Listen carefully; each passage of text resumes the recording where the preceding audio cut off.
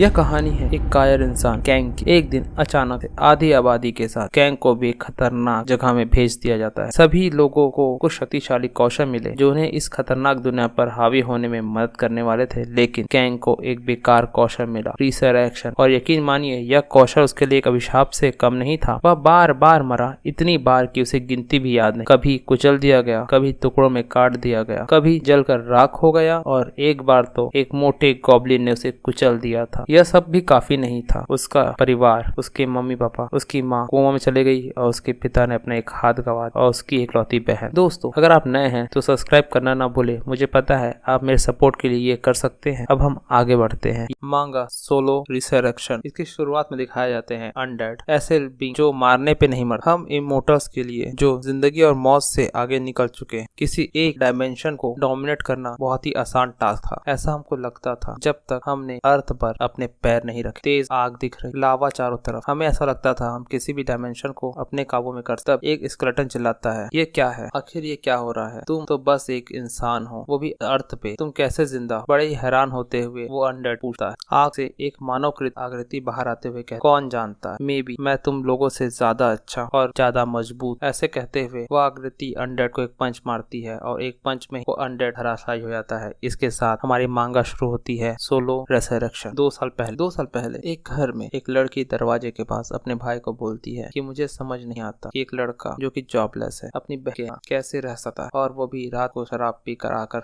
दिन भर से वीडियो गेम खेलता है। अगर तुम ऐसे ही जिंदा रहना चाहते हो तो अपने परिवार के यहाँ चले जाओ। लड़का कैजुअली बोलता है नहीं, क्योंकि इस एज पर अपने परिवार के ऊपर डिपेंड होना अच्छी बात नहीं। लड़की झल्लाते हुए कहती है कि तो क्या ये अच्छा है? तुम अपनी बहन पर डिपेंडेंट रहो, कल तुम्हें पॉकेट मनी मिलेगी नए ईयर की तो उसे लो और काम की तलाश में जाओ। लड़का कहता है ओके, मेरा हेड घूम रहा है, हम कल बात कर। अपने कमरे में प्रवेश करते हुए वह लड़का बोलता है again you are again doing this. हाँ, ऐसे करते हुए वह लड़का अपने बेड पे गिर जाता है और खुद से बात करते हुए कहता है कि तुम बहुत ही पैथेटिक हो कैंग ह्योन। यहाँ हमें अपने मेन हीरो का नाम पता चलता है जो है कैंग ह्योन। कल मुझे जॉब की ओर ढूंढना ही होगा। हाँ, मैं बिना अपने वीडियो गेम को बंद किए ही सो गया था। काश ऐसा होता कि ये जिंदगी ही एक गेम की तरह हो, तब मुझे किसी रियल जॉब करने की जरूरत नहीं पड़ती। वॉरियर, विजार्ड, स्वॉर्डमैन, ऐसे कहते हुए लड़का सो जाता है। तभी एक नोटिफिकेशन ब्लिंक करता है, the tutorial begin on earth. इसके साथ लड़के की आंख खुलती। वह एक नई जगह पे है जो पूरी तरह से व्हाइट है। शायद वह वहाँ टेलीपोर्ट होकर आ गया। वह सोचता है ये क्या है और ये मेरी आंखों के सामने क्या है? इस पर लिखा होता है welcome to the tutorial sir Kang Hyeon, और एक डेट लिखी होती है कि 4 साल 365 दिन 23 डे और 49 मिनट्स बाद अर्थ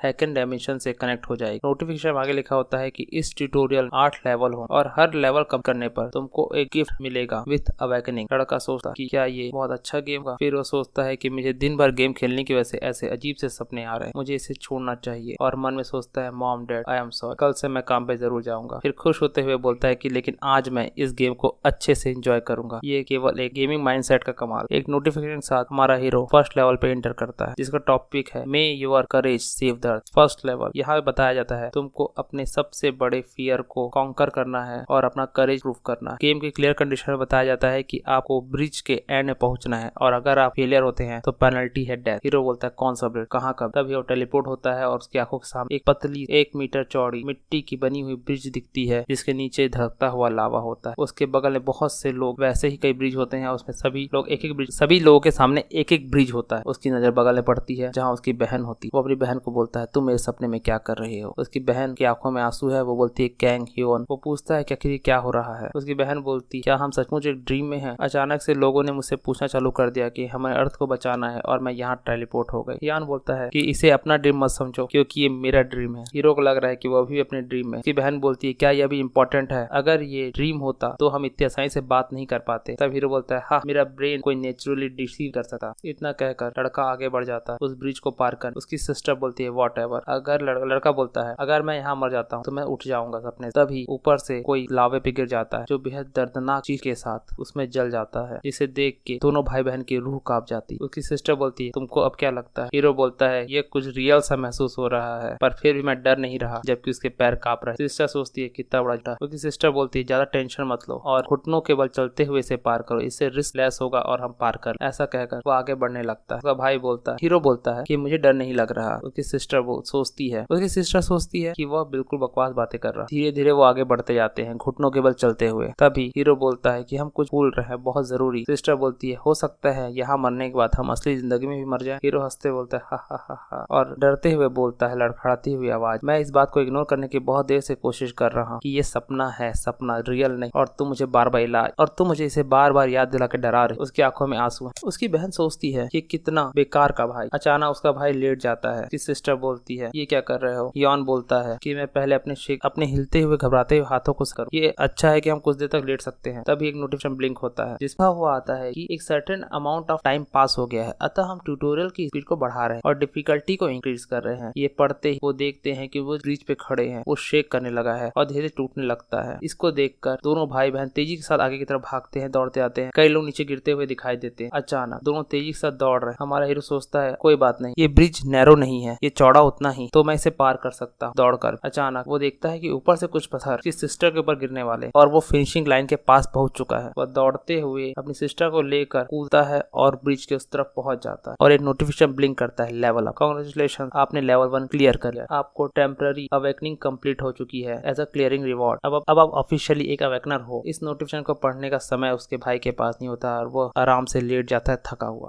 उसकी सिस्टर बोलती है ये टेम्पररी अवेकनिंग मतलब ये ओवर नहीं हुआ है। यॉन अपनी बहन को बोलता है कि तुम्हें मुझे थैंक्स कहना चाहिए। उसकी सिस्टर बोलती है ओके राइट। तभी उनके सामने नोटिफिकेशन स्क्रीन ब्लिंक हो जिसमें उनके लेवल, स्ट्रेंथ, एजिलिटी सब कुछ दिखता है जिसे स्टेटस विंडो कहते हैं। यहाँ पे एक स्पेशल स्किल लिखी होती है हमारे हीरो के विंडो पे, बट उसे पूरा देखने से पहले ही उसकी नींद खुल जाती है। वो और अपने आप को बेड में पाता है। हाफता हुआ उठता है और उसे पता चलता है कि वो एक ड्रीम देख रहा है। पर दूसरे दिन सभी सोशल मीडिया में इस ड्रीम की बातें चलने लगती है क्योंकि इस पूरे वर्ल्ड ने एक साथ सेम ड्रीम देखा था और इस इवेंट को लूसिड ड्रीम के नाम से जाना जाने लगता है। तरह तरह की थ्योरीज बनने लगे हैं कि शायद ये मास हिप्नोटाइजेशन, पर सबको एक बात समझ में आ जाती कि 4 साल बाद अर्थ किसी ऐसे डायमेंशन में प्रवेश करेगी जिससे अर्थ का बचना मुश्किल, इसलिए चारों तरफ अफरा तफरी मच जाती और आगे कहानी अगले चैप्टर। इस अगली सुबह कैंग यॉन और कैंग यॉन दोनों अपने रूम से बाहर निकलते हैं और एक दूसरे को चिल्लाते हैं कि तुम मेरे सपने में थे। उसकी सिस्टर बोलती है और तुम्हारा पैर लावा में जल गया था। उसका भाई बोलता है तुम ऑलमोस्ट मरने वाले थे। सिस्टर बोलती है तो ये एक ड्रीम नहीं था। कैंग यॉन बोलता है सबसे जरूरी बात स्टेटस विंडो। उसकी सिस्टर बोलती है वी हैव रियलिस्टिक ड्रीम। अंत में उसकी सिस्टर चिल्लाते हुए बोलती है कि डैम इट, मुझे बोलने दो। उसका भाई बोलता है तुम मुझे बार बार इंटरप्ट मत करो। अंत में दोनों हाफने लगते हैं। उन्हें भूख लगती है और वो डिसाइड करते हैं कि पहले कुछ खा लिया जाए। सभी social media site end of world, lucid dream, share dream, dream apocalypse tutorial, hack and dimension, temporary awakening, status window जैसे चीजें ट्रेंड हो रही। दोनों खाने पर चर्चा करते हैं। उसकी सिस्टर बोलती है तो यह ड्रीम नहीं था, पूरी कंट्री में नहीं पूरे वर्ल्ड में लोगों ने इस ड्रीम को देखा है। कांग यॉन बोलता है तो ये सच था, बट आई गेस कि ड्रीम में मरने से यहाँ रियलिटी में आप नहीं मरोगे। इसमें कहा गया है कि 3 और 4 आउट ऑफ 10 पीपल में से मर गए। 3 और 4 10 लोगों में से मर गए, बट किसी को भी कोई मेजर इंजुरीज नहीं हुई। उसकी सिस्टर पागल हो जाती है और बोलती है ये कितना अजीब सा है, बट जब हम गिर रहे थे तो ऐसा लग रहा था बहुत जोर से चोट आई। ये भी कहा जा रहा है कि जो एक्चुअली में गिरे थे सपने में वो ट्रॉमाटाइज हो गए हैं। उनके लिए अलग से साइकेट्रिक सेंटर्स बनाए गए हैं। सो क्या हमें इस तरह कैजुअली खाना सही है जबकि आउटसाइड पूरी तरह से चेओस है, जबकि आउटसाइड पूरी तरह से कायोस है। खाने को चगलते हुए हमारा हीरो बोलता है वेल हम और क्या कर सकते हैं, कम से कम हमें प्रॉपर खाने को तो मिल रहा है। और एल्स वह खिड़की से बाहर देखता है जहाँ चारों तरफ लोगों ने लूट मचा रखी है। सुपरमार्केट लूटे जा रहे हैं, लोग एक दूसरे से सामान ग्रैब कर रहे हैं, कुछ लोग प्रोटेस्ट कर रहे हैं, कहीं तोड़फोड़ मची हुई है। ऐसे समय में घर में रहकर खाना खाना ही सबसे अच्छा उपाय होता है। सिस्टर बोलती है लगता है आज मैं वर्क में नहीं जा पाऊंगी। कैंग बोलता है कि कोई डाउट, जब तक नीचे की परिस्थिति नॉर्मल नहीं हो जाती तब तक हमें घर में ही रहना चाहिए। उसकी सिस्टर बोलती है क्या तुमने अपने स्टेटस विंडो को प्रॉपरली देखा था? दे सेड कि हम उसमें एटलीस्ट अपने रिमेनिंग टाइम जो कि टेम्पररी अवेकनिंग का बचा हुआ है देख सकते हैं। उसकी सिस्टर बोलती है टाइम चेक और एक स्टेटस विंडो उसके सामने ओपन होता है, बट हमारे हीरो के सामने कोई भी स्टेटस विंडो ओपन नहीं होता है जो कि वह ओपन करना चाहता था। स्टेटस विंडो में लिखा है कि हैक एंड डायमेंशन से जुड़ने के लिए लगभग 5 साल बचे हुए। हमारा हीरो बाहर की तरफ देखते हुए बोलता है क्या इस कंडीशन में ये 5 साल सफिशिएंट है हैक एंड डायमेंशन से लड़ने के लिए और खुद को बचाने के लिए? बट सरकार की मेहनत से इस कंडीशन को शाम तक ही कंट्रोल कर लिया गया और जिंदगी पहले से बाकी दिनों की जैसा चलने लगी। कैंग यॉन सोता है और उसे स्टेटस विंडो दिखाई देता है welcome to Kang Yon tutorials. वह दोबारा से ट्यूटोरियल डायमेंशन में आ चुका है। कैंग यॉन बोलता है ओह राइट। स्टेटस विंडो में लिखता है कि क्या आप एक्सप्लेनेशन और इंस्ट्रक्शन देखना चाहेंगे आपकी ट्रेनिंग का, वह उसे स्किप कर देता है और बोलता है मुझे स्टेटस विंडो दिखाओ। उसमें लिखा होता है कैंग ह्यूआन, जिसका लेवल 1 है, स्ट्रेंथ 8 है, एजिलिटी 9 है, स्टेमिना 8 है, मैजिक पावर 14 है, एडिशनल स्टेटस 1 है और एक यूनिक एबिलिटी रिसरेक्शन और एबिलिटी स्किल खाली। ह्यूआन बोलता है ये अच्छा है या बुरा मुझे कैसे पता चलेगा जब तक मैं किसी से इसे कंपेयर नहीं कर सकता। मैजिक पावर स्टेटस, लगता है मैं बाद में मैजिक भी यूज कर सकूंगा बट मैं श्योर नहीं। ऐसा सोचते हुए उसका ध्यान उसकी यूनिक एबिलिटी रिसरेक्शन पे जाता है, जिसे देखकर वो काफी खुश होता है और कहता है कि यह एक ओवर पावर स्किल की तरह दिखाई दे रहा है। यह तो एक चीटिंग एबिलिटी है, रिसरेक्शन लेवल Z, जिसे बताया गया है कि जब तक आप हैकेंड डायमेंशन से नहीं जुड़ते आप मरने के 24 घंटे के अंदर जिंदा हो जाएंगे और आपकी जिंदा होने की आखिरी लोकेशन अगर आपने डिसाइड नहीं की है तो आप जहाँ सोए थे लास्ट टाइम वह लोकेशन होगी। परंतु इसकी पेनल्टी यह है कि आपका लेवल 1 डिक्रीज हो जाएगा और आपकी सारी एबिलिटीज 50% डिक्रीज हो जाएगी 24 घंटे के लिए। बट जब तक ट्यूटोरियल चालू रहेगा आपकी ऊपर ये पेनल्टी लागू नहीं होंगी। यह पढ़ने के बाद हमारा हीरो खुशी से नाचने लगता है और तभी स्टेटस में लिखाता है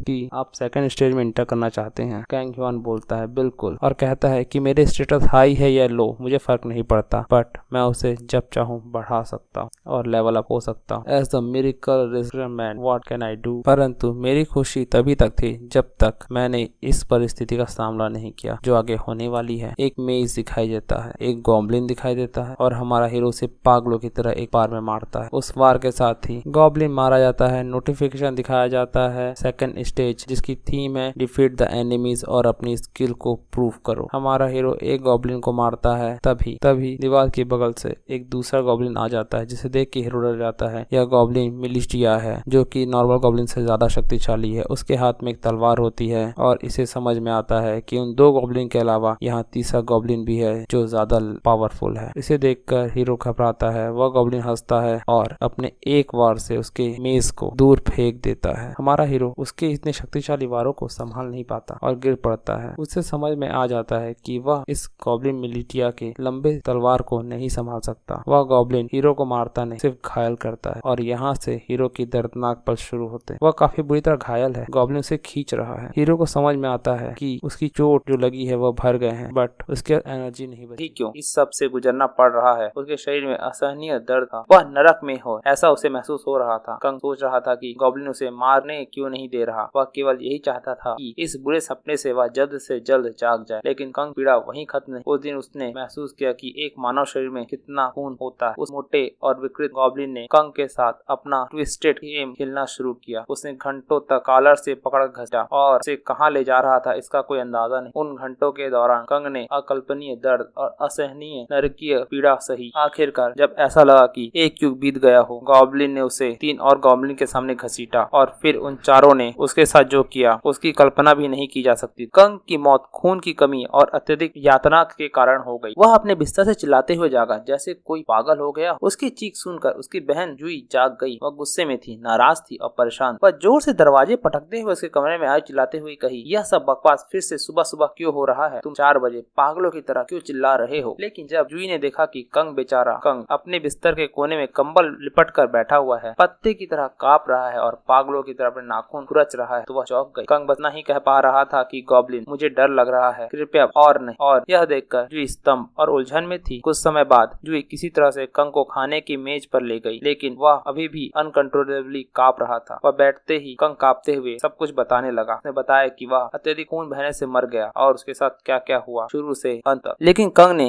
अपनी बहन को पूरी सच्चाई बताने की हिम्मत नहीं जुटाई। उसने केवल उसे मूल बातें बताई। पहले उस मोटे गॉब्लिन ने उसके सभी नाखून और अंगूठे के नाखून एक एक करके खींचे। फिर उसने कंग की सभी उंगलियां कुचल दी। लेकिन यह यही खत्म नहीं हुआ। गॉब्लिन ने फिर कंग के दांत एक एक करके खींचना शुरू किया। जुई ने यह सुनकर और नहीं रह पाई। उसने अपने कान बंद कर दिया और कहा, अगर मैंने और सुना तो मैं बेहोश हो जाऊंगी। फिर जुई ने साझा किया कि वह भी दूसरा चरण पूरी तरह पार नहीं कर पाई, लेकिन उसके साथ ऐसा कुछ भी नहीं हुआ। उसकी मौत तो सिर्फ एक सामान्य गॉब्लिन के एक झटके से ही हो गई। उसने कंग से पूछा, क्या इसलिए तुम रो रहे थे? इस पर कंग को गहरी शर्मिंदगी महसूस हुई और उसने अपनी छोटी बहन के सामने रोने के लिए बहुत शर्मिंदा महसूस कर रहा था। खुद को बचाने की कोशिश में कंग कुर्सी पर खड़ा हो गया और चिल्लाया, क्योंकि तुमने यह सब अनुभव नहीं किया इसलिए तुम समझ नहीं सकती। अगर यहाँ माइक टैक्सन भी होता तो वह भी ज्यादा जोर से चिल्लाता। कंग के इस अचानक गुस्से को देखते हुए जुई शांत हो गई और बोली, ठीक है, मैं तो बस मजाक कर रही थी ताकि माहौल थोड़ा हल्का हो सके और लगता है कि यह काम कर गया। उसने कहा, तुम्हें इस बार तुम्हें इस तरह चिल्लाते हुए देखकर लगता है कि तुम ठीक हो। फिर उसने पूछा, लेकिन क्या तुम्हें नहीं लगता कि तुम्हें अस्पताल जाने की आवश्यकता है? कंग उलझन में था। उसने पूछा, हॉस्पिटल क्यों? जूही ने समझाया कि गॉब्लिन के हमलों से मारे गए लोगों के बारे में खबरें फैलती गई और इसलिए इस स्तर में लोगों की मानसिक स्थिति काफी ज्यादा हिल गई थी, जिसकी वजह से साइकेट्रिक विभाग में मरीजों की संख्या सामान्य से 10 गुना बढ़ गई थी और तुम्हारे जितनी चोट किसी को नहीं लगी। अतः क्या तुम्हें हॉस्पिटल जाना है? अपनी इज्जत बचाने के लिए कंग ने कहा, मैं इतना भी कमजोर नहीं हूँ। मर्द को दर्द नहीं। और अपनी तलवार उठाई और ट्रेनिंग करना शुरू कर दिया। वह घंटों तक तलवार को घुमाता रहा, बार बार प्रहार करता रहा। उसने थकावट के बावजूद रिलेंटलेस मेहनत और उसकी कड़ी मेहनत का फल मिला। 1 घंटे तक तलवार चलाने के बाद सिस्टम ने उसे सूचित किया कि उसकी सहन शक्ति स्टेमिना 1 अंक बढ़ गया है। यह देखकर कंग बहुत खुश हुआ और उसने अपने आप को और भी ज्यादा मेहनत करने का फैसला किया, लेकिन बाद में वह थकान से गिर पड़ा, यह सोचते हुए कि 8 घंटे तलवार चलाने के बाद सिर्फ 1 स्टेमिना पॉइंट बढ़ा। उससे यह बहुत बड़ा अन्याय लगा। फिर उसे याद आया कि उसके पास एक अतिरिक्त स्टेटस पॉइंट था जिसने उसे अपनी स्ट्रेंथ में लगा दिया। अब अतिरिक्त स्ट्रेंथ पॉइंट और बढ़ी हुई स्टेमिना के साथ उसे लगा कि वह आखिरकार गॉब्लिन्स को हरा सकता है। आत्मविश्वास से भरा हुआ वह चिल्लाया और फिर गॉब्लिन्स की तरफ दौड़ा, लेकिन एक बार फिर गॉब्लिन्स ने उसे एक झटके में मार डाला। कंग एक बार फिर से चीखते हुए जाग गया। आने वाले 10 से 15 दिनों तक कंग एक पागल आदमी की तरह ट्यूटोरियल जोन में लौटता रहा। उसने कसरत की, पुशअप किए, तलवार के साथ प्रशिक्षण किया और अपने स्टेप्स को बढ़ाए। जब वह थक जाता तो गॉब्लिन्स को उसे एक झटके में मारने देता और अपनी वास्तविक दुनिया में लौट आता। लेकिन यह सब कंग के दिमाग पर भारी पड़ने लगा। वह मानसिक रूप से टूटने की कगार पर था जब सिस्टम ने उसे सूचित किया कि उसने बेसिक स्वॉर्डमैनशिप में एक स्तर हासिल कर लिया है। यह देखकर कंग को आश्चर्य हुआ। सिस्टम ने समझाया कि वह तलवारबाजी कौशल केवल लोकल गुंडों के स्तर का है, लेकिन कुछ भी नहीं से कुछ तो बेहतर है। कंग को इन विवरणों की परवाह नहीं थी। वह सिर्फ इस बात से खुश था कि उसे एक स्किल हासिल हुआ है। भले ही वह घंटों से ट्रेनिंग कर रहा था, लेकिन जैसे ही उसने अपनी तलवार उठाई उसने अपने आप में कुछ चेंज फील किया। अब उसे अपनी हार्ड वर्क का कुछ फल मिलता दिख रहा था और उसने महसूस किया कि अगर वह इसी तरह ट्रेनिंग करता रहा तो आखिरकार इन गॉब्लिन्स को खत्म कर सकता। यह सोचकर कंग के अंदर से फिर से एक नया जुनून। उसने ठान लिया कि वह किसी भी कीमत पर इन गॉब्लिन्स को हराए। उसने अपनी तलवार उठाई और उसे बहुत मजबूती से पकड़ा और गॉब्लिन्स को हराने के लिए एक नया प्लान बनाया। अब वह सीधा हमला करने के बजाय प्लानिंग करने लगा। उसने सोचा कि वह सही तरीके से योजना बनाए तो वह इन गॉब्लिन्स को एक एक करके हरा सकता है। उसने अपने पिछले एक्सपीरियंस से सीखा था कि गॉब्लिन्स तेजी से हमला करते हैं, इसलिए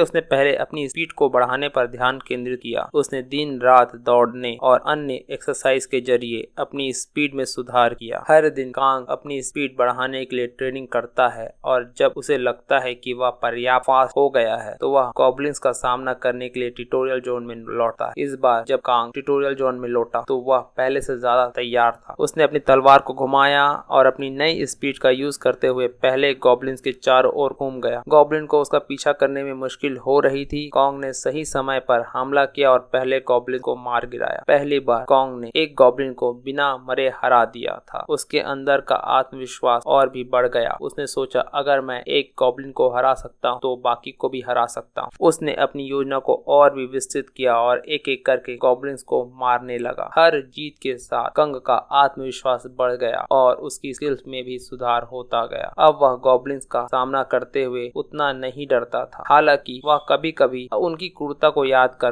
कांप जाता था, लेकिन उसने ठान लिया था कि वह इस ट्यूटोरियल को हर हाल में पार करेगा। कुछ दिन बाद जब कंग ने लगभग सभी गॉब्लिन्स को हरा दिया तो वह अंततः ट्यूटोरियल के फाइनल गॉब्लिन बॉस का सामना करने के लिए तैयार हुआ। वह गॉब्लिन बाकी सभी से बड़ा और अधिक खतरनाक था। कंग जानता था कि यह उसका सबसे बड़ा टेस्ट है। अगर वह इस गॉब्लिन बॉस को हरा देता है तो वह ट्यूटोरियल से बाहर निकल सकता है। कंग ने अपनी तलवार को मजबूती से पकड़ा और गॉब्लिन बॉस का सामना करने के लिए आगे बढ़ा। उसने अपनी पूरी ताकत और रणनीति का उपयोग किया। लड़ाई बेहद हार्ड थी, लेकिन कंग ने हार नहीं मानी। उसने गॉब्लिन बॉस पर हर हमले का जवाब दिया और अंततः उसे हरा दिया। जैसे ही गॉब्लिन बॉस जमीन पर गिरा, सिस्टम ने उसे सूचित किया कि उसने दूसरे स्टेज को सफलता पूर्वक पार कर लिया है। कंग को यह सुनकर राहत मिली। वह थकावट से चूर हो चुका था, लेकिन उसकी आंखों में जीत की चमक थी। सिस्टम ने उसे सूचित किया कि वह अब तीसरे स्टेज में इंटर करेगा, लेकिन इस बार कंग को कोई डर नहीं था। उसने खुद को साबित कर दिया था और अब वह और भी कठिन चुनौतियों का सामना करने के लिए तैयार।